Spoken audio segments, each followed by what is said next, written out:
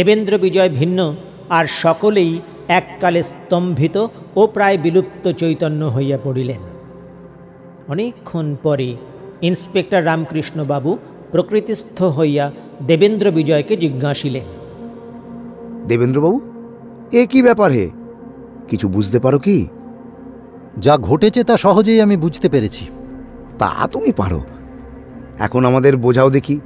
আমার তো বোধ হচ্ছে আমি এখন স্বপ্ন দেখছি। এই লোকটিকে এই জুমেলিয়া নিশ্চয়ই সেই পত্রখানা লিখে থাকবে। এই লোকটারই সে স্ত্রী হতে চেয়েছিল। তার কথা মতো এই যুবক কাজ করে। জুমেলিয়া একে যেমন যেমন বলে দিয়েছিল, এ লোকটি সেই উপায়ে জুমেলিয়াকে উদ্ধার করে থাকবে।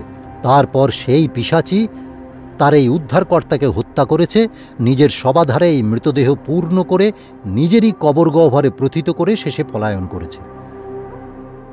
আমার বিশ্বাস জুমেলিয়া এখন এই দেশেই আছে। তার কারণ এই যে এ ব্যক্তি জুমেলিয়াকে উদ্ধার করিতে আসিয়াছিল।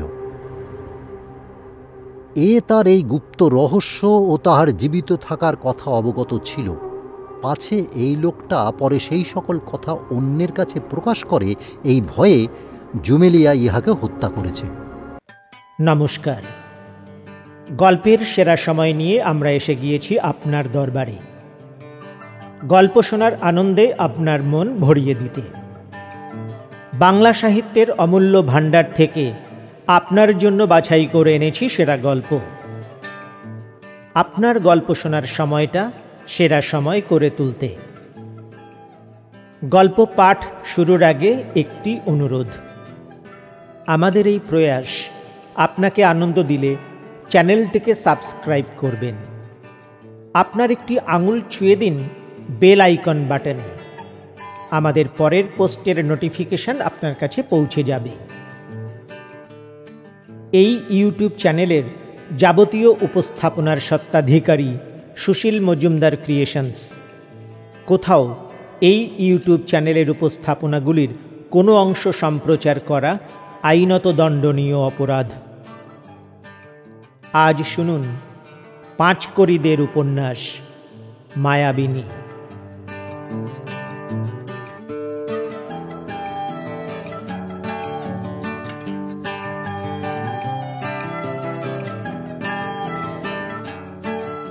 একদিন অতি প্রত্যুষে দেবেন্দ্র বিজয় স্থানীয় থানায় আসিয়া ইন্সপেক্টর রামকৃষ্ণবাবুর সহিত দেখা করিলেন। যে সময়কার ঘটনা বলিতেছি, তখনকার ইনি একজন সুপ্রসিদ্ধ, সুদক্ষ ও শ্রেষ্ঠ ডিটেকটিভ। তাহার ভয়ে তখন অনেক চোর চুরি ছাড়িয়াছিল, অনেক ডাকাত ডাকাতি ছাড়িয়াছিল, অনেক জালিয়াত জালিয়াতি ছাড়িয়াছিল। স্ব ব্যবসায়ে এরূপ একটা অপরিহার্য ব্যাঘাত ঘটায় সকলে কায় মনোবাক্যে অহর্নিশ ইষ্ট দেবতার নিকটে দেবেন্দ্র বিজয়ের মরণ আকাঙ্ক্ষা করিত। সকলেই ভয় করিত। ভয় করিত না গর্বিত জুমেলিয়া। সে ইষ্টদেবতার নিষ্ফল সহায়তার প্রতি উপেক্ষা প্রদর্শন করিয়া সেই সময়ে স্বহস্তে দেবেন্দ্র বিজয়কে খুন করিবার জন্য মরিয়া হইয়া উঠিয়াছিল। সে তাহাকে আন্তরিক ঘৃণা করিত। দেবেন্দ্র বিজয় যদি তেমন একজন ক্ষমতাবান বুদ্ধিমান লোক না হইয়া একটি ক্ষুদ্র পিপীলিকা হইতেন, তাহা হইলে সে তাহাকে পদতলে দলিত করিয়া মনের সাধ মিটাইতে পারিত। তা না হইয়া দেবেন্দ্র কিনা প্রতিবারেই তাহাকে হতদর্প করিল। ছি ছি, ধিক ধিক। এইসব ভাবিয়া জুমেলিয়া আরও আকুল হইয়া উঠিত। যখন দেবেন্দ্র বিজয় রামকৃষ্ণ বাবুর সহিত দেখা করিলেন, তখন তিনি নিশ্চিন্ত মনে বাঁশের সংক্ষিপ্ত সংস্করণের ন্যায় একটি চুরুট দন্তে চাপিয়া ধূমপান করিতেছিলেন। তিনি পরম নিশ্চিন্ত মনে দেখিতেছিলেন সেই ধূমগুলি কেমন কুণ্ডলীকৃত হইয়া উন্মুক্ত বাতায়ন পথ দিয়া দল বাঁধিয়া বাহির হইয়া যাইতেছিল। তেমন প্রত্যুষে দেবেন্দ্র বিজয়কে সহসা সেই কক্ষ মধ্যে প্রবিষ্ট হইতে দেখিয়া তিনি কিছু বিস্মিত হইলেন। সসম্মানে তাহাকে নিজের পার্শ্বস্থিত চেয়ারে বসাইয়া বলিলেন, কি হে, ব্যাপার কি? আমাকে দরকার নাকি এত সকালে যে? ব্যাপার বড় আশ্চর্য, শুনলেই বুঝতে পারবে ব্যাপারটা কতদূর অলৌকিক। তেমন অলৌকিক ঘটনা কেউ কখনো দেখে নাই, শুনে নাই। এমন কি ঘটনা হে? বড়ই অলৌকিক, একেবারে ভৌতিক কাণ্ড। তুমি শুনলে তোমারও বিস্ময়ের সীমা থাকবে না। বেশ, আমিও বিস্মিত হইতে চাই। প্রায় 10 বৎসরের মধ্যে আমি একবারও বিস্ময়ান্বিত হইয়াছি কিনা সন্দেহ। তোমার কথায় যদি এখন তা ঘটে, সে বিস্ময়টায় কিছু না কিছু নতুনত্ব আছেই। ফুল সাহেবকে তোমার স্মরণ আছে? বিলক্ষণ। জুমেলিয়াকে, যে এতদিন জাল মনোরমা সেজে নিজের বাহাদুরি দেখাইতেছিল, শেষে হাজরার বাগান বাড়িতে আত্মহত্যা করে, তাকে স্মরণ আছে কি? হ্যাঁ, সেই পিশাচি তো। সত্যই সে পিশাচই বটে। তার কি হয়েছে? তার মৃত্যুর বিবরণটা কি এখন তোমার বেশ স্মরণ আছে? বেশ আছে। জুমেলিয়ার দেহ যতক্ষণ না কবরস্থ করা হয়েছিল, ততক্ষণ আমি তৎপ্রতি সতর্ক দৃষ্টি রেখেছিলাম বলে তুমি আর কালীঘাটের থানার ইন্সপেক্টর হেসেই অস্থির। শুধু কবরস্থ নয়, সেই সব দেহ কবরস্থ করে কবর মৃত্তিকা পূর্ণ করা পর্যন্ত তোমার সতর্ক দৃষ্টি সমভাবে ছিল। ইহা তো হাসিবারই কথা দেবেন্দ্রবাবু। এখন সেই ঘটনা আমার সে সতর্কতা যে বৃথা নয় তা প্রমাণ করেছে। তবু যতদূর সতর্ক হওয়া আবশ্যক তা আমি হতে পারিনি। আরও কিছুদিন সেই কবরের প্রতি বিশেষ দৃষ্টি রাখাই আমার উচিত ছিল। হ্যাঁ, বলো কি হে? তোমার মাথাটা নিতান্তই বিগড়াইয়া গিয়াছে দেখছি। কবরের ওপর এত সাবধানতা কেন? তারপর তুমি জুমেলিয়ার কবরের ওপর আর পাহারা দিয়েছিলে কি? হ্যাঁ, 1 সপ্তাহ। যে লোক মরে গেছে, যাকে 5 হাত মাটির নিচে কবর দেওয়া হয়েছে, তার ওপর তুমি 1 সপ্তাহ নজর রেখেছ। এখনও আবার বলছো যে আরও কিছুদিন নজর রাখতে পারলে ভালো হতো। এসব কথার অর্থ কি? মাটির নিচে 1 সপ্তাহ তবু যে কোনো মানুষ বেঁচে থাকতে পারে, তা আমার বুদ্ধির অগম্য। তা মিথ্যা বলো নাই। এরূপ স্থলে সাধারণ লোকের পক্ষে জীবিত থাকা অসম্ভব। দেবেন্দ্রবাবু, মৃত্যুর কাছে আবার সাধারণ অসাধারণ কি? তুমি কি আরব দেশের ফকিরদিগের এরূপ পুনরুত্থান সংক্রান্ত কোনো ঘটনার কথা কখনো শোনো নাই? অনেক সময় অনেক শুনেছি। তারা কি করে জানো? হ্যাঁ, কিছু কিছু। আরব দেশের ফকিরের দ্রব্যগুণ প্রক্রিয়ায় আপনাদিগকে এমন নিস্পন্দন নিশ্চেতন করে যে বড় বড় ডাক্তারের বিশেষ পরীক্ষায় জীবনের কোনো চিহ্নই বাহির করিতে পারে না। তারপর সকলের সম্মুখে সেই ফকিরকে সমাধিস্থ করা হয়। ফকির ইতিপূর্বে এমন একজন চেলা ঠিক করে রাখে যে ফকিরের স্থিরীকৃত দিবসাবধি সম্ভবত 1 মাস সেই কবরের ওপর সতত দৃষ্টি রাখে। তারপর নির্দিষ্ট দিনে ফকিরের পুনরুত্থান হয়। পরক্ষণেই সেই ফকিরের মৃতকল্প দেহে চৈতন্য চিহ্ন প্রকাশ পায়। তারপর সে ওঠে, বসে, কথা কহে, স্বচ্ছন্দ চিত্তে এদিকে ওদিকে বেড়াইতে পারে। মোট কথা, সে পূর্বে যেমন ছিল ঠিক তেমনই হইয়া ওঠে। যাদের সমক্ষে এ কাণ্ড হয় তারা গাধা। আমাকেও কি গাধা বলে তোমার বিবেচনা হয়? না। না কেন? আমি স্বচক্ষে এমন কাণ্ড অনেক দেখেছি। আমি এ ঘটনা অন্তরের সহিত বিশ্বাস করি। এ ঘটনা অসম্ভব নয়। বেশ, এখন ব্যাপার কি বলো? তোমার সুদীর্ঘ গৌরচন্দ্রিক যে আর ফুরোয় না। ডাক্তার ফুল সাহেব অনেক দিন আরব দেশে ছিল, তারপর কামরূপে ঘুরে আসে। সে নানা প্রকার দ্রব্যগুণ ও মন্ত্রাদি জানত। তার অদ্ভুত ক্ষমতা ছিল। তা সে সকলকে প্রচুর পরিমাণে দেখিয়ে মরেছে। জুমেলিয়া তারই ছাত্রী, শুধু ছাত্রী নয়, স্ত্রী। হ্যাঁ জানি, জুমেলিয়া বড় সহজ মেয়ে ছিল না। শিক্ষকের চেয়ে ছাত্রীর শিক্ষা আরও বেশি। হতে পারে। কি হয়েছে তা?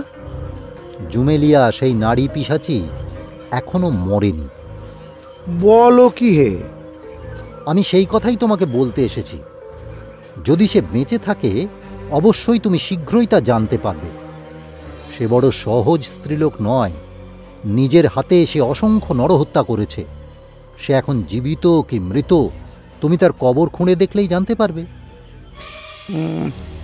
কতদিন আগে তাকে গড় দেওয়া হয়েছে? আজ বৈকালে ঠিক 39 দিন পূর্ণ হবে। না না, যে মৃতদেহ এতদিন গোড়ের ভিতর রয়েছে তা আবার টেনে বের করা যুক্তিসিদ্ধ বলে বিবেচনা করি না। মৃতদেহ?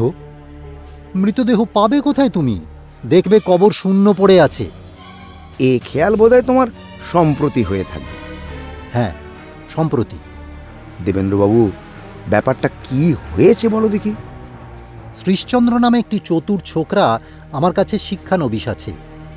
17 ক পুলিন্দার কেসে সে আমার অনেক সহায়তা করেছে। যে গোরস্থানে জুমেলিয়াকে গোড় দেওয়া হয়েছে সেই গোরস্থানে কাল শ্রীশচন্দ্র বেড়াতে যায়। ফিরে আসার সময় জুমেলিয়ার কবর দেখতে যায়। জুমেলিয়া তাকে যেরূপ বিপদে ফেলেছিল তাতে সে জুমেলিয়াকে কখনো ভুলতে পারবে বলে বোধ হয় না। শ্রীশচন্দ্রের যদিও বয়স বেশি নয়, বেশ চতুর বটে, আর দৃষ্টিটাও যে বেশ তীক্ষ্ণ আছে একথা স্বীকার করা যায়। জুমেলিয়ার কবরটার উপরকার মাটিগুলো আলগা দেখে তার মনে কেমন একটা সন্দেহ হয়। তারপর সে এক টুকরা কাগজ সেইখানে কুড়িয়ে পায়। তাতে তার সেই সন্দেহ বদ্ধমূল হয়। সেই কাগজ টুকরায় জুমেলিয়ার নাম লেখা ছিল। তারপর সে অপর টুকরাগুলির সন্ধান করতে লাগলো। সেইরূপ ছোট ছোট টুকরা কাগজ চারিদিকে অনেক ছড়ানো রয়েছে দেখতে পেলে। সেদিন সে কেবল সেই কাগজ টুকরাগুলি বেছে বেছে সংগ্রহ করে বাড়ি ফিরে আসে। সে আমাকেও সকল কথা তখন কিছুই বলে নাই। নিজেই সে সেই ছোট ছোট কাগজগুলি ঠিক করে সাজিয়ে আর একখানা কাগজে গদ দিয়ে জুড়ে রাখে। শ্রীশচন্দ্র টুকরা কাগজগুলো ঠিক সাজাতে পেরেছিল? পেরেছিল। কেমন লোকের ছাত্র? ভালো। তারপর? কাল রাত্রে আমার হাতে সে সেই পত্রখানা এনে দেয়। তেমন আশ্চর্য পত্র আমি কখনো দেখি নাই। কিরূপ আশ্চর্য? শুনতে পাই নাকি? আমার কাছেই আছে। শ্রী সেই ছিন্ন পত্রখানা বেশ পাঠোপযোগী করেই আমার হাতে দিয়েছে। আগেকার টুকরাগুলি পাওয়া যায় নাই, মধ্যেরও 2-1 টুকরা পাওয়া যায় নাই। শ্রীশ নিজে সেইখানে কথার ভাবে আন্দাজ করে ঠিক কথাগুলিই বসিয়েছে। পড়ে দেখো। পত্রে লেখা ছিল, হইল না, অপেক্ষা করিবার সময় নাই, থাকিলে করিতাম, কি করিব, দুর্ভাগ্যবশত তোমার সহিত দেখা হইল না। আমি কোনো বিশেষ প্রয়োজনে বালিগঞ্জের দিকে চলিলাম। হয়তো সেখানে আমি ধরা পড়িতে পারি। যদি ধরা পড়ি আমি সেই রূপে আত্মহত্যা করিব। তুমি তা জানো। আমার মৃত্যুর দিন হইতে 30 দিন পর্যন্ত আমি কবরের মধ্যেও জীবিত থাকিব। সেই সময়ের মধ্যে তুমি আমায় উদ্ধার করিবে। যদি আমাকে উদ্ধার করিতে তোমার আন্তরিক ইচ্ছা থাকে তবে নির্দিষ্ট সময়ের 1 রাত্রি পূর্বে বরং চেষ্টা পাইবে, যেন নির্দিষ্ট সময়ের 1 রাত্রি পরে চেষ্টা না পাও, তাহা হইলে চেষ্টা বিফল হইবে। কবর হইতে আমাকে বাহির করিয়া যদি দেখো দাঁত কপাট লাগিয়াছে তবে জোর করিয়া ছাড়াইবে। তারপর সেই শিশি হইতে 8 ফোঁটা ঔষধ আমার মুখে দিবে, যেন 8 ফোঁটার 1 ফোঁটা কম কি বেশি না হয়। খুব সাবধান। তারপর আর কিছুই করিতে হইবে না, কেবল 8 ঘণ্টা অপেক্ষা করিবে। তুমি যদি আমার এই সকল অনুরোধ উপেক্ষা না করো, 8 ঘণ্টার পর আমি তোমার সঙ্গে কথা কহিতে পারিব। তুমি বলিয়াছ আমাকে প্রাণের সহিত ভালোবাসো, এমনকি যদি আমি তোমার স্ত্রী হই তুমি আমার আগেকার অসংখ্য পাপ, যে সকল আমি সহস্তে করিয়াছি, তুমি গ্রাহ্যই করিবে না। বাঁচাও, আমাকে রক্ষা করো, আমি তোমারই হইব। স্মরণ থাকে যেন পূর্ণ মাত্রায় 30 দিন, 1 মুহূর্ত উত্তীর্ণ হইয়া গেলে আর তুমি আমায় কিছুতেই বাঁচাইতে পারিবে না। আমি মরিব, তুমি আমার জীবন দান করো। এ জীবন চিরকাল তোমারই অধিকারে থাকিবে। তোমার প্রেমাকাঙ্ক্ষিনী জুমেলা। এ কি অদ্ভুত কাণ্ড! দেবেন্দ্রবাবু, সত্যিই সে কবর থেকে উঠে গেছে নাকি? আমারও তো তাহাই বিশ্বাস। কখনো তা হতে পারে? হতে পারে কি, হয়েছে। শ্রীশচন্দ্র একটা বড় ভুল করেছে। যার নামে পত্র লেখা হয়েছে তার নামটা যদি সেই সকল টুকরা কাগজগুলো থেকে কোনো রকমে বেছে বের করতে পারত, বড়ই ভালো হতো। সন্ধান করেছিল, পায়নি। এখন এক কথা হচ্ছে, রামকৃষ্ণবাবু। কি? এসো আমরা জুমেলিয়ার কবরটাকে খুঁড়ে দেখি ব্যাপার কি দাঁড়িয়েছে, তারপর অন্য কথা। বেশ, আমি প্রস্তুত আছি। আজই বৈকালে? হ্যাঁ, বেলা ৩টার সময়ে এখানেই হোক কি সেখানেই হোক আমাদের দেখা হবে। এখানে তুমি ঠিক বেলা ২টার সময় অতি অবশ্য আসবে। যাবার সময় গঙ্গাধরকে সঙ্গে নেওয়া যাবে। পথে সুপারিনটেন্ডেন্টকে তার বাড়ি হতে গাড়িতে তুলে নেব। তারপরে সকলে মিলে গোরস্থানে যাওয়া যাবে। আমার গাড়ি নিয়ে আমি আসবো, সেজন্য তোমাকে ভাবতে হবে না, আমি ঠিক সময়ই আসবো। পারি যদি শচীন্দ্রকে সঙ্গে আনবো। তুমি ইতিমধ্যে ঠিক বন্দোবস্ত করে ফেলো। এদিককার জোগাড় আমি সব ঠিক করে রাখব। দেখো, আমার কথা যেন স্মরণ থাকে। নিশ্চয়ই কবর গহ্বর শূন্য পড়ে আছে, দেখতে পাবে। বেশ বেশ, দেখা যাবে দেবেন্দ্রবাবু। জুমেলিয়া তার মৃত্যুর পরেও যে আমায় অনুসরণ করবে বলে ভয় দেখিয়েছিল, সে কথা কি আমি তোমায় আগে বলি নাই? কই না? তার কবর সম্বন্ধে আমার সতর্ক থাকার এই এক কারণ। এই জন্যই আমি তার কবরের ওপর বিশেষ নজর রেখেছিলাম। এখন আমি তার সেই ভয় প্রদর্শনের প্রকৃত কারণ বুঝতে পারছি। এই জন্যই সে বলেছিল তার মৃত্যুর পরেও সে তার প্রতিজ্ঞা পূর্ণ করবে। তখন বুঝি তোমার মনে এ ধারণা হয় নাই? এখন তুমি তার মনের অভিপ্রায় বেশ বুঝতে পেরেছ। ঠিক বেলা ২টার সময় পূর্বোল্লেখিত থানার সম্মুখে একখানি গাড়ি আসিয়া দাঁড়াইল।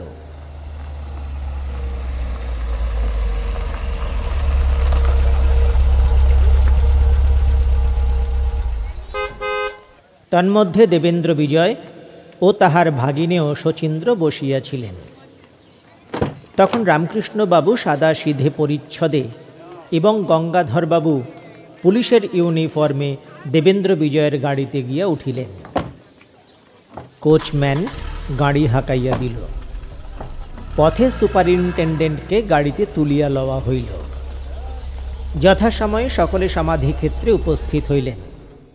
যথায় নারী পিশাচী ডাকিনী জুমেলিয়াকে প্রথিত করা হইয়াছিল, তথায় সকলে উপস্থিত হইলেন। তথায় ২জন ধাঙড় তাহাদের কোদাল, শাবল ইত্যাদি যন্ত্র লইয়া উপস্থিত ছিল। সুপারিনটেন্ডেন্ট অনুমতি করিলে তাহারা জুমেলিয়ার কবর খননে প্রবৃত্ত হইল।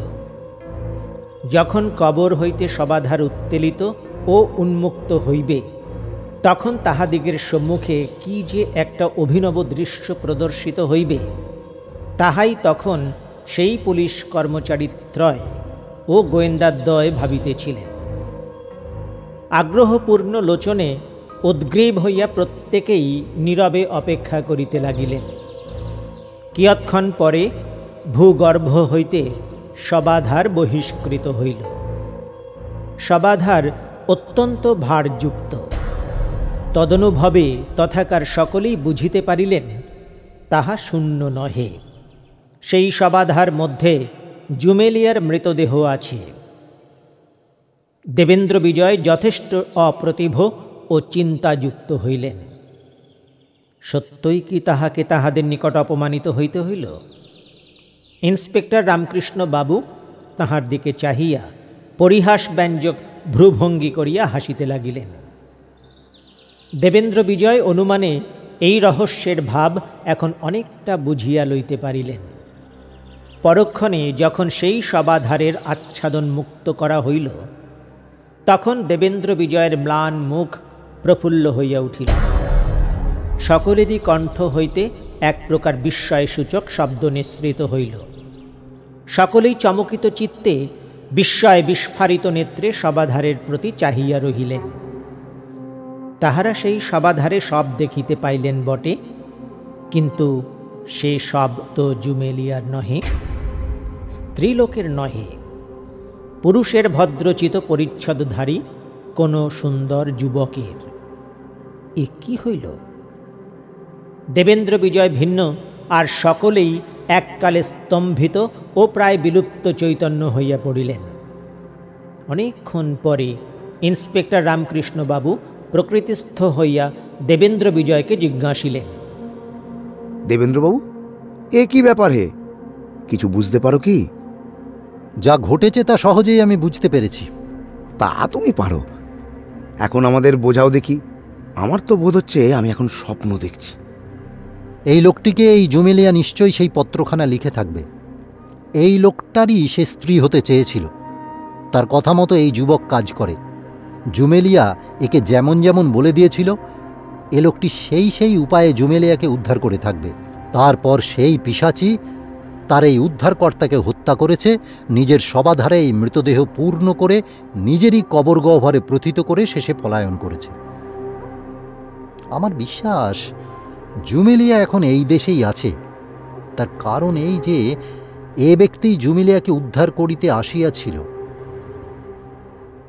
এ তার এই গুপ্ত রহস্য ও তাহার জীবিত থাকার কথা অবগত ছিল, পাছে এই লোকটা পরে সেই সকল কথা অন্যের কাছে প্রকাশ করে এই ভয়ে জুমেলিয়া ইহাকে হত্যা করেছে।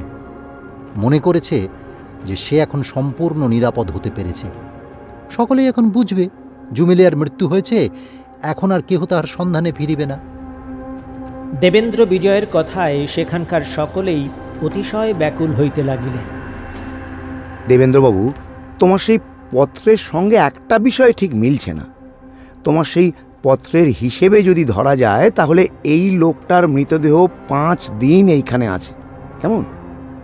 হ্যাঁ, এ মৃতদেহ 5 দিনের বলে কিছুতেই বোধ হয় না, বেশ টাটকা রয়েছে। এর দুটি কারণ আছে। প্রথম কারণ, লোকটাকে হঠাৎ হত্যা করা হয়েছে, শরীরের সমস্ত রক্ত বাহির হইতে পারে নাই। দ্বিতীয় কারণ, মৃত্যুর পরে বিনা বিলম্বে কবরস্থ করায় বাহিরের বাতাস অধিকক্ষণ এ মৃতদেহে সঞ্চালিত হতে পারে নাই। স্বীকার করি ছিল না, কিন্তু এই হতভাগ্য যখন জুমেলিয়াকে উদ্ধার করতে আসে তখন যে এর কাছে কোনো প্রকার সাংঘাতিক অস্ত্র ছিল না এ কথা সম্ভব নয়। ডাকিনী নিজ অভীষ্ট সিদ্ধ করবে বলে কোনো ছলে ইহারই সেই অস্ত্র গ্রহণ করে থাকবে। এসো এখন দেখা যাক লোকটা কে। সে সন্ধান আগে করে তারপরে কিরূপে খুন হয়েছে সেই বিষয়ে মীমাংসা হবে।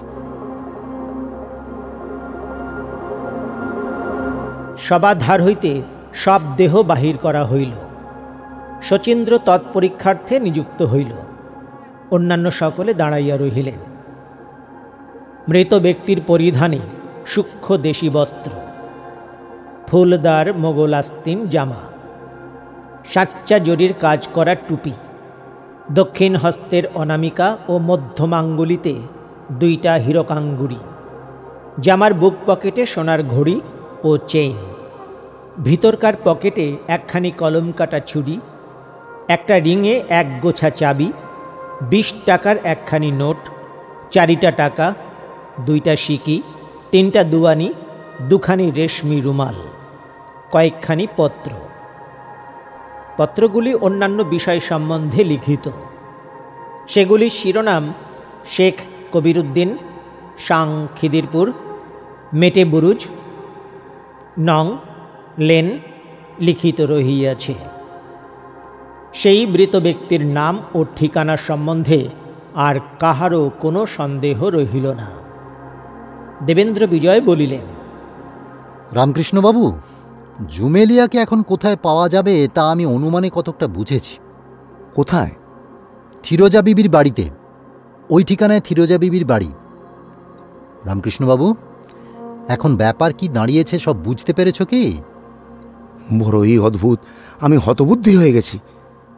জুমেলিয়াকে এখন কি বোধ করো? এমন অদ্ভুত স্ত্রীলোক আর কোথায়ও দেখেছ কি? না, পরেও যে কখন দেখতে পাবো বিশ্বাস হয় না। দেবেন্দ্রবাবু, তুমিও তাকে কিছু না কিছু ভয় করো, কেমন কিনা? হ্যাঁ, তার বিক্রম আর বাহাদুরিকে আমি আন্তরিক শ্রদ্ধা করি, আর আমার স্ত্রীর উপরে তার যেরূপ গূঢ় অভিসন্ধি তা অত্যন্ত বিপজ্জনক বটে। কিন্তু ভয় ভয় কাকে বলে তা আমি জানি না।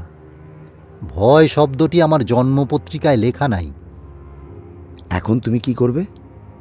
তার সন্ধানে যাব। সন্ধান পাবে কি? সম্ভব না পেতে পারি, কিন্তু তাহলে এই আমার জীবনে প্রথম অকৃতকার্যতা। পরদিন বেলা 10টার সময় দেবেন্দ্র বিজয় বৃদ্ধ মুসলমান বেশে মেটে বুরুজে থিরোজা বাইয়ের বাটিতে উপস্থিত হইলেন। হাতে একটা ক্যাম্বিসের ব্যাগ। দ্বারে বারদয় করাঘাত করিবা মাত্র একটি সুন্দরী স্ত্রীলোক দ্বারোদ্ঘাটন করিয়া বাহিরে দেখা দিল। তাহার বয়স 26-27 বৎসর হইবে। অঙ্গ প্রত্যঙ্গের গঠন প্রণালী পরিপাটি ও সুন্দর। রমণী সুন্দরী। কৃষ্ণ তার নয়নের নিম্ন প্রান্তে অতি স্বল্প কজ্জল রেখা তাহার প্রচুরায়ত নয়ন যুগলের সমধিক শোভাবর্ধন করিতেছে। পরিধানে প্রশস্ত সাচ্চা জরির কাজ করা, সাচ্চা সন্মা চুমকি বসানো, ঘন নীল রঙের পেশোয়াজ, উন্নত ও সুঠাম বক্ষ দেশে সবুজ রঙের সাটিনের কাঞ্চলি, তাহার উপরে হরিদ্বর্ণের সূক্ষ্ম ওড়না, টিকল নাসিকায় একটি ক্ষুদ্র নথ, একগাছি সরু রেশম দিয়া নথ হইতে কর্ণে টানা বাঁধা। রমণী চম্পক বরণী, তাহাতে আবার নীলবসন। তাহার অনন্তরূপে সৌন্দর্য রাশি উচ্ছ্বসিত হইয়া উঠিতেছে। এই সুন্দরীর নাম থিরোজাবাই। ছদ্মবেশী দেবেন্দ্র বিজয়ের সম্মুখীন হইয়া থিরোজাবাই জিজ্ঞাসিল, কে আপনি মহাশয়? কাউকে খুঁজছেন? এখানে কবিরউদ্দিন নামে কেহ থাকে? হ্যাঁ মহাশয়, থাকে বটে। তার সঙ্গে কি এখন আমার সাক্ষাৎ হতে পারে? না, তিনি আজ ৩-৪ দিন কোথায় গেছেন, এখনও ফিরিয়া আসেন নাই। তাহার চলিয়া যাইবার পরে তাহার এক ভগিনী আসিয়াছেন, তিনিও তাহার দাদার সহিত দেখা করিবার জন্য এখনও অপেক্ষা করিতেছেন। কোন দিন কবির ফিরবে তা কি তাহার ভগিনী জানে? বলিতে পারি না। তাহাকে একবার জিজ্ঞাসা করিয়া দেখো দেখি। আপনি অপেক্ষা করুন, আমি জিজ্ঞাসা করিয়া আসিতেছি। কোথায়, কোন ঘরে কবির থাকে? ত্রিতলের একটি বড় ঘর তিনি ভাড়া নিয়েছেন। কবিরের ভগিনী আমার পর নয়, আমি তার কাকা হই। তার সঙ্গে দেখা করতে উপরে যেতে আমার বাধা কি? তুমিও আমার সঙ্গে এসো। থিরোজাবাই দেবেন্দ্র বিজয়কে সঙ্গে লইয়া ত্রিতলে উঠিল। তথায় যে কক্ষ কবিরউদ্দিনের নিমিত্ত নির্দিষ্ট ছিল, তাহা দেখাইয়া বাহিরে দণ্ডায়মান রহিল। দেবেন্দ্র বিজয় সেই প্রকোষ্ঠে প্রবেশ করিলেন। তন্মধ্যে কেহ নাই। এক পার্শ্বে একখানা টেবিল, নিকটেই একখানি চেয়ার পড়িয়া রহিয়াছে। দেবেন্দ্র বিজয় টেবিলের উপর 2খানি পত্র পড়িয়া থাকিতে দেখিলেন। থিরোজাকে ডাকিয়া বলিলেন, কই, কেহ নাই তো? চলে গেছেন? কখন গেলেন? কি আশ্চর্য, এ কি কথা! আমাকে কিছু বলে যাননি তো। এই বলিয়া থিরোজাবাই সেই কক্ষ মধ্যে প্রবেশ করিল। বলিল, তিনি তো বলিয়াছিলেন তাহার দাদার সহিত দেখা না করে যাইবেন না। কক্ষ মধ্যে টেবিলের উপর যে 2খানি পত্র পড়িয়াছিল, তাহার একখানি থিরোজাবাইয়ের, অপরখানি ডিটেকটিভ দেবেন্দ্র বিজয়ের নামে। 2খানি পত্র রেখে গেছে, একখানি তো আমার দেখছি, অপরখানি বুঝি তোমার। এই লও। বলিয়া দেবেন্দ্র বিজয় একখানি নিজে লইয়া অপরখানি থিরোজার হাতে দিলেন। তাই তো, আপনার জন্যও একখানি লিখে গেছেন। আপনার সঙ্গে সাক্ষাৎ হয় এই ইচ্ছে বোধহয় তাহার নাই। কবিরের না থাকতে পারে, কিন্তু তার ভগিনী আমার ভয়ে পালাবে কেন? কবির যে পালাবে তা আমি জানি। কবির ভারী বখাট, যত দূর ফিচেল ছোকরা হতে হয়। ছোঁড়াটা আমাকে চিরকাল জ্বালিয়ে মারলে। থিরোজাবাই তখনই তাহার পত্রখানি আপন মনে পাঠ করিতে লাগিল। দেবেন্দ্র বিজয় নিজের পত্রখানি নিজের চোখের সম্মুখে ধরিলেন বটে, কিন্তু দৃষ্টি রাখিলেন থিরোজার পত্রের উপর। থিরোজার পত্রে বড় বেশি কিছু লেখা ছিল না, কেবল 2-1টা বাজে কথা মাত্র। তাই তো, স্ত্রীলোকটি এখান থেকে কিছুদিনের জন্য চলে গেলেন। ব্যাপার কি, কিছুই তো বুঝতে পারলেন না। লিখছেন তার ভাই কবির এখন আর ফিরবেন না।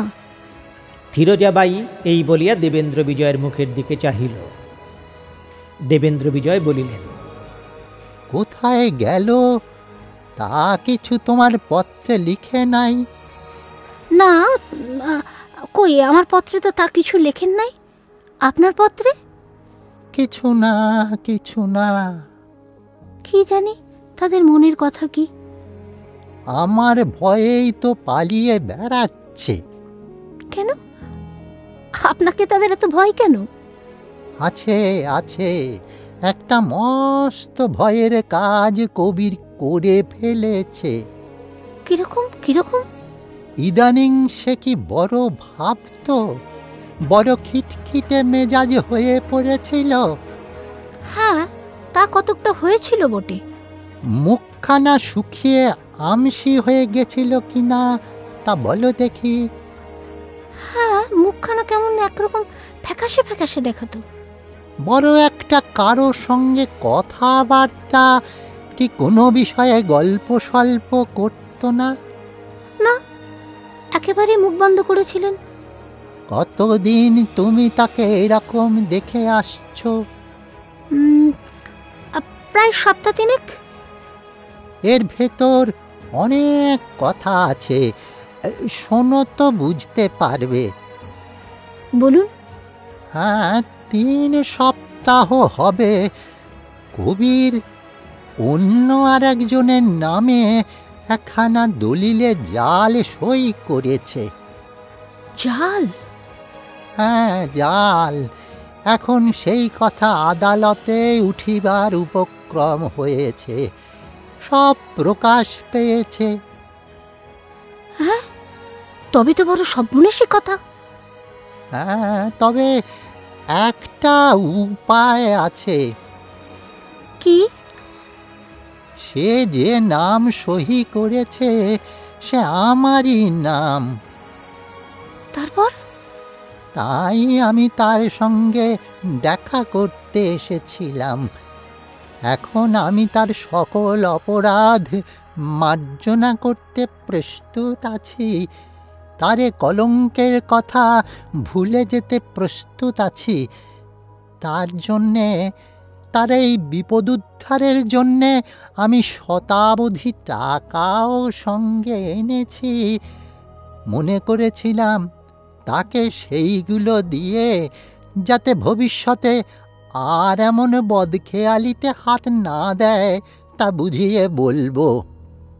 আপনি বড়ই সদাশয়, বড়ই দয়ালু আপনি। দয়ালু হলে কি হবে? সে যে পাজির পা ঝাড়া, সে কি আমার দয়া চায় না আমাকে মানে? বেকুব, বেকুব, বড়ই বেকুব। বড় দুঃখের বিষয়, আমি তাকে কত ভালোবাসি সে একদিনও মনে বুঝে দেখলে না।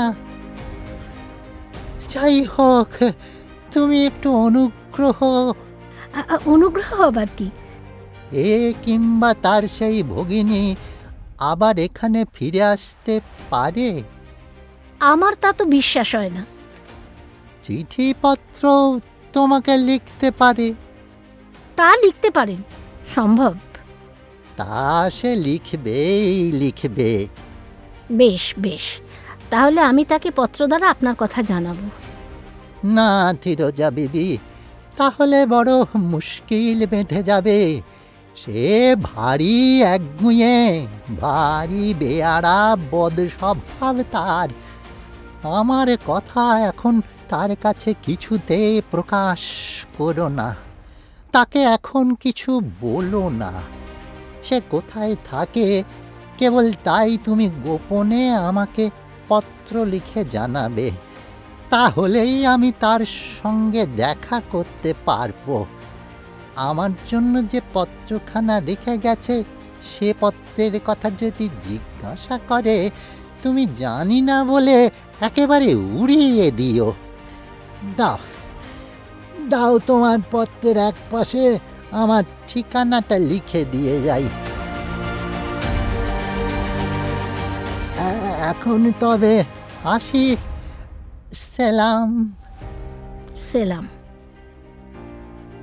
মায়াবিনী জুমেলিয়া, যথার্থই মায়াবিনী। দেবেন্দ্র বিজয় ফিরোজার বাটি ত্যাগ করিয়া যখন পথে বহির্গত হইলেন, আপনা আপনি অনুচ্চ স্বরে বলিলেন, কবর অনুসন্ধান করা হইয়াছে এবং সে যে জীবিত আছে এ কথা তিনি অবগত হইয়াছেন। তাহা জুমেলিয়া যে জানিতে পারিয়াছে, দেবেন্দ্র বিজয় অনুভবে তাহা বুঝিয়া লইলেন। দেবেন্দ্র বিজয় ফিরোজাবাইয়ের বাটিতে যে পত্রখানি পাইয়াছিলেন, তাহাতে তিনি সে বিষয়ের যথাসম্ভব প্রমাণও প্রাপ্ত হইলেন। কবিরের বাসায় তাহার ভগিনী বলিয়া যে সপ্তাহাধিক কাল অবস্থিতি করিতেছিল, সে যে জুমেলিয়া ছাড়া আর কেহই নয়, তাহা বুঝিতে দেবেন্দ্র বিজয়ের বড় বিলম্ব হইল না। পত্রখানি নূতন ধরনের, অতিশয় অলৌকিক। তাহার প্রতিছত্রে জুমেলিয়ার সেই পৈচাসিক হৃদয় এবং কল্পনার সম্যক পরিচয় পাওয়া যাইতেছে। তাহা অবিকল এই রকম।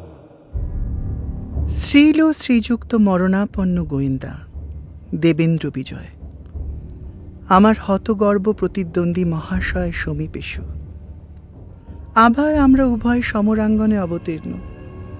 এইবার তোমার প্রতি আমার ভীষণ আক্রমণ অনিবার্য। এ পর্যন্ত আমি ধীরে ধীরে একটির পর একটি করিয়া এক একটি কাজ সমাধা করিয়া আসিতেছিলাম। এবার এখন হইতে তোমার বিরুদ্ধজনক আমার সকল উদ্যম অতি দ্রুত সুসম্পন্ন হইবে। তুমি কিছুই জানবে না, শুনবে না, জানতেই পারবে না এমনভাবে হঠাৎ আমি তোমাকে নিহত করিব। থামো, পত্রপাঠ অল্পক্ষণের নিমিত্ত একবার বন্ধ করে আগে মনে মনে ভালো করে ভেবে দেখো দেখি, আমি তোমাকে কত ঘৃণা করি। কেমন মেয়ে আমি ভাবিয়াছিলাম আধারে আধারে গোপনে আমার এই কার্য সিদ্ধ করিব। তাহা হইল না। আমি জীবিত আছি তাহা তুমি জানিতে পারিয়াছ। ক্ষতি কি? আমি ভয় পাইবার, জুজু দেখিয়া আঁতকে উঠবার মেয়ে নহি। হে জুমেলিয়া, তোমাকে এক নিমেষে 7 সমুদ্র 13 নদীর জল আস্বাদন করাইয়া আনিতে পারে। গোয়েন্দা মহাশয় গো, এ বড় শক্ত মেয়ের পাল্লা, বড় শক্ত। বুঝিয়া সুঝিয়া সুবিধা মতো কাজ হাতে দিলে ভালো করিতে। তুমি কি করিবে? তোমার পত্নীর বৈধব্য যে অবশ্যম্ভাবী। জুমেলিয়া কেমন তোমাকে কানে ধরিয়া ঘুরপাক খাওয়াইতেছে বুঝিতে পারিতেছ কি? তা কি আর পারো নাই? আর বেশি দিন ঘুরিতে হইবে না, শীঘ্রই মরিবে, জমপুরি আলো করিবে। কেন বাপু, প্রাণটি খোয়াইতে জুমেলিয়ার সঙ্গে লাগিতে আসিয়াছিলে। এই বেলা উইল পত্র যাহা করিতে হয় করিয়া ফেলো। চিত্রগুপ্তের তালিকা বইতে তোমার নাম উঠিয়াছে।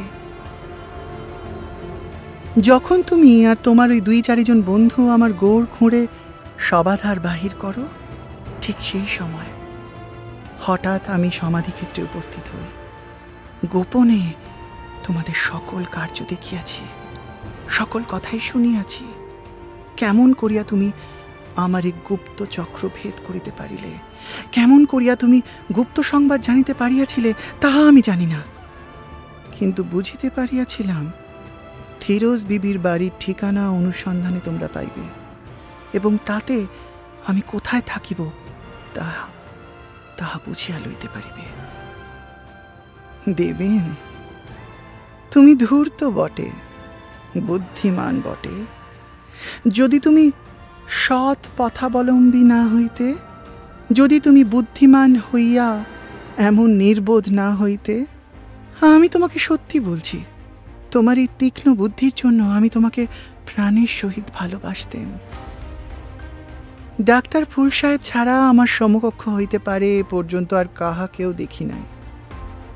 কেবল তোমাকে এখানে দেখিতেছি। তা বলিয়া আমি তোমাকে ভয় করিয়া চলি না, চলিবও না। আমি পূর্বেই বলিয়াছি জুমেলিয়া ভয় পাইবার মেয়ে নয়। ফুল সাহেব বয়সে বড় ছিলেন, তুমি যুবা বটে, কিন্তু বড় ধর্মভীরু। কি ভ্রম! তোমাকে ভালোবাসিতে আমার প্রাণ চায়। চাইলেই হইবে কি? তুমি যা চাহিবে তা আমি জানি। তুমি যে আমাকে ভালোবাসিবে না তা আমি জানি। তাই তো তোমার উপর আমার এত ঘৃণা।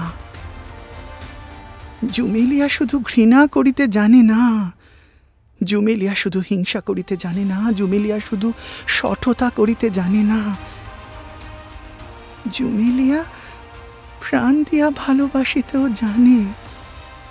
যদি যদি তুমি আমার প্রতি একবার প্রেম কটাক্ষপাত করিতে, তাহা হইলে জানিতে পারিতে জুমেলিয়া কেমন প্রাণ সঁপিয়া ভালোবাসিতে জানে, কেমন সোহাগ করিতে জানে, কেমন আদর করিতে জানে, কেমন স্বর্গীয় সুখ সাগরে প্রেমিককে ভাসাইতে জানে। বুঝিতে পারিতে জুমেলিয়ার মুখ চুম্বনে কত সুখ পাওয়া যায়, জুমেলিয়ার বুকে বুক রাখিলে কেমন তৃপ্তি হয়। তুমি আমাকে মনোরমার বিষয় সম্পত্তির অধিকার হইতে বঞ্চিত করিয়াছ, সেই জন্য আমি তোমাকে ঘৃণা করি। আমি তোমাকে ঘৃণা করি, তোমার স্ত্রীকে ঘৃণা করি, শচীন্দ্রকে ঘৃণা করি, শ্রীশচন্দ্রকে ঘৃণা করি, মনোরমাকে ঘৃণা করি, আরো 2-4 জনকে ঘৃণা করি। তুমি আমাকে ভালো করে জানো আমি কোন অভিপ্রায়ে এত কথা লিখিতেছি। মনে মনে বুঝিয়া দেখিও, যাহাদের আমি ঘৃণা করি তাহারা শীঘ্রই মরিবে। আমি আমার বাসনা পূর্ণ করিবার নিমিত্ত বেশ একটা সদুপায় স্থির করিয়া রাখিয়াছি। যে সময় তোমাকে এই পত্র দ্বারা সতর্ক করা হইতেছে, সেই সময়ের মধ্যেই জুমেলিয়ার কাছে তুমি পরাজিত হইলে সদা সাবধানে থাকিও। আমি তোমার নারী ওরে জুমেলা। পত্রের এক স্থানে লিখিত আছে, জুমেলিয়ার প্রাগুক্ত পত্রপাঠ সময়ের মধ্যেই দেবেন্দ্র বিজয় তাহার নিকটে পরাজিত হইয়াছেন। জুমেলিয়া যদিও মানবী, কিন্তু তাহার কল্পনায়, তাহার অভিরুচিতে, তাহার আচরণে সে পিশাচী অপেক্ষাও ভয়ঙ্করী। দেবেন্দ্র বিজয় নিজের জন্য ভীত নহেন, তাহার স্নেহাস্পদ গণের জন্য তিনি চিন্তিত ও উৎকণ্ঠিত। কে জানে জুমেলিয়া এক্ষণে কাহাকে প্রথম আক্রমণ করিবে, কাহাকে সে প্রথম লক্ষ্য করিবে। দেবেন্দ্র বিজয় পকেটে পত্রখানি রাখিয়া গৃহাভিমুখে দ্রুতবেগে গমন করিলেন। বাটির সদর দরজায় শ্রীশচন্দ্র দণ্ডায়মান ছিল। দেবেন্দ্র বিজয়কে দেখিয়া তাহার নয়নোদ্বয় আনন্দোদ্ভাসিত হইয়া উঠিল। দেবেন্দ্র বিজয় তাহা দেখিতে পাইলেন, জিজ্ঞাসিলেন, শ্রীশ, তুমি এখানে? ব্যাপার কি? শুনলেম আপনাকে নাকি কে বিষ খাইয়েছে। আপনার জীবনের আশা নাই? এই সংবাদ কে দিল? কতক্ষণ এই সংবাদ পেয়েছ? কেন, প্রায় 2 ঘন্টা হবে। কে দিয়েছে এই সংবাদ? একজন পাহারাওয়ালা। সংবাদটা কি? পাহারাওয়ালাটা এসে বললে কি একটা মেয়ে মানুষ আপনাকে বিষ খাইয়েছে, আপনি অজ্ঞান হয়ে থানায় পড়ে আছেন। আপনার তাতে জীবন সংশয় ভেবে সেখানকার সকলে ভয় পেয়েছে, সেই জন্য সে তাড়াতাড়ি মামিমাকে নিয়ে যেতে এসেছিল। কোথায় যেতে হবে? থানায়। তার সঙ্গে তিনি গেছেন? না। ধন্য ঈশ্বর। মামিমা তখনই তার সঙ্গে যেতে যাচ্ছিলেন, ঠিক সেই সময় শচীদাদা এসে পড়েন। ঠিক সেই সময়? হ্যাঁ। ভালো, তারপর? শচীদাদা এসে বললেন তিনি আপনাকে দেখতে যাবেন। মামিমা তার সঙ্গে যেতে চাইলেন। তারপর? তিনি মামিমার কথায় কান দিলেন না। শচীন্দ্র ভালোই করেছে, বুদ্ধিমান ছোকরা, বুদ্ধির কাজই করেছে। তিনি বললেন আগে আমি যাই, তাতে যদি মামাবাবু আপনাকে নিয়ে যেতে বলেন আমি খবর পাঠাবো। এ কথা মামিমা কিছুতেই শুনবেন না। শেষে শচীদাদা অনেক করে বুঝিয়ে রেখে একাই চলে গেলেন। যা হোক, বিপদটা ভালোই ভালোই কেটে গেছে। তোমার মামিমাকে গিয়ে বলো আমি এসেছি। কই, এখনো মামিমা তো ফিরে আসেননি। ফিরে আসেননি কি? না মাস্টার মশাই। কোথায় গেলেন তিনি? আপনাকে দেখতে। আমাকে দেখতে?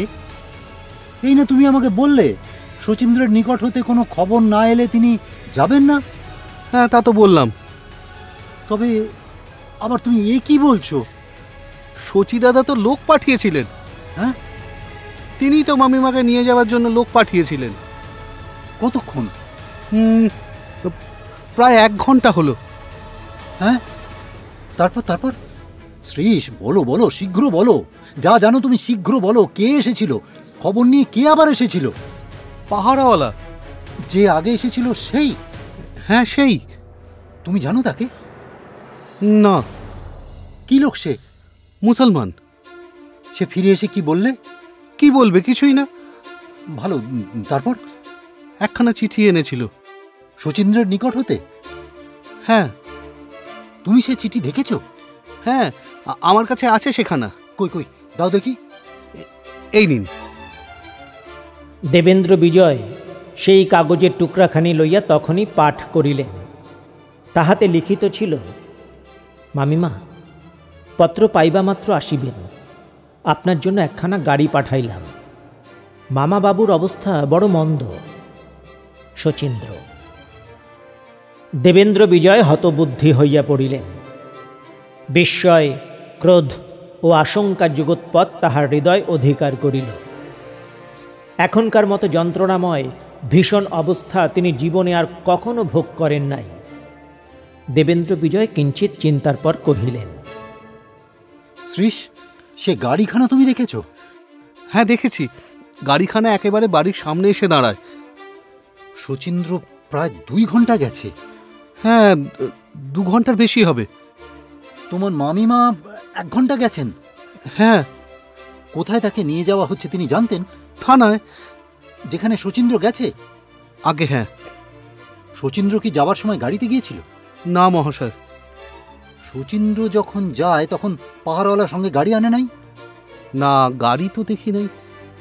তবে হাঁটিয়া গিয়েছে? হ্যাঁ, তিনি দৌড়ে আপনাকে দেখতে গেলেন। সে পাহাড়ওয়ালাও তখনই সঙ্গে ফিরে গিয়েছিল কি? আগে গিয়েছিল। শচীন্দ্রের সঙ্গে গিয়েছিল? না মাস্টার মশাই, পাহাড়ওয়ালা অন্য পথ দিয়ে ছুটে গেল। তুমি সে পাহাড়ওয়ালার কত নম্বর জানো? জানি, 35। এখন যদি তুমি সেই লোকটাকে দেখো, চিনতে পারো? আগে হ্যাঁ। তবে তুমি এখনই থানায় যাও, আমার নাম করে রামকৃষ্ণবাবুকে বলো যে আমি এখনই 35 নম্বরের পাহারাওয়ালাকে চাই। তিনি তোমার সঙ্গে যেন তাকে পাঠান।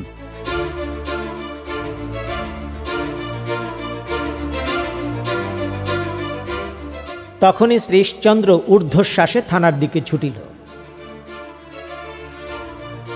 আজ এই পর্যন্ত। শুনলেন পাঁচকড়িদের উপন্যাস মায়াবিনী।